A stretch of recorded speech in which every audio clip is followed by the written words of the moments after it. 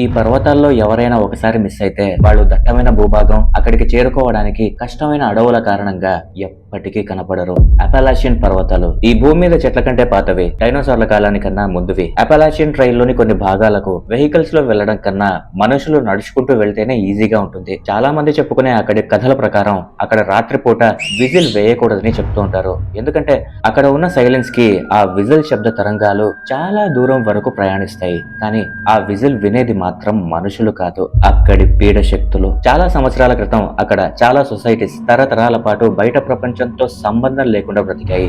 దానివల్ల అక్కడ నివసించిన వాళ్లకు ఒంటరితనం, వారి సొంత భాష, ఆరోగ్య పరిస్థితులు, అలాగే వారి జీవన విధానాన్ని సొంతంగా అలవాటు చేసుకున్నారు. కొంతమంది హంటర్స్, హైకర్స్ అక్కడికి వెళ్ళినప్పుడు అప్పటి వరకు వీస్తున్న గాలి, చెట్ల శబ్దాలు ఏ కారణం లేకుండా అడవి మొత్తం ఒక్కసారిగా నిశ్శబ్దంగా మారిపోవడం చాలా సార్లు అబ్జర్వ్ చేశారు. ఈ అపాలాచియన్ ట్రైల్లో దాదాపు 3000 కిలోమీటర్లకు పైగా మార్గం ఈస్టర్న్ యునైటెడ్ స్టేట్స్ లోని అత్యంత దట్టమైన అడవుల మధ్యలో సాగుతుంది. హైకర్స్ చాలా మంది ఎవరో తమ వెనుక ఉన్నట్లు, కనబడకుండా చాలా దూరం పాటు వీళ్ళని ఫాలో అవుతున్నట్టు అనిపిస్తోందని చాలా మంది చెప్పారు. మాక్సిమం చాలా మంది ఈ ప్రాంతంలోని గుహల దగ్గరే మిస్ అయ్యారు. యాక్చువల్లీ ప్రపంచంలోనే పొడవైన, లోతైన గుహలు ఇక్కడే ఉన్నాయి. అంటే ఈ మిస్ అయిన వారికి ఆ గుహలకి ఏమైనా సంబంధం ఉందా?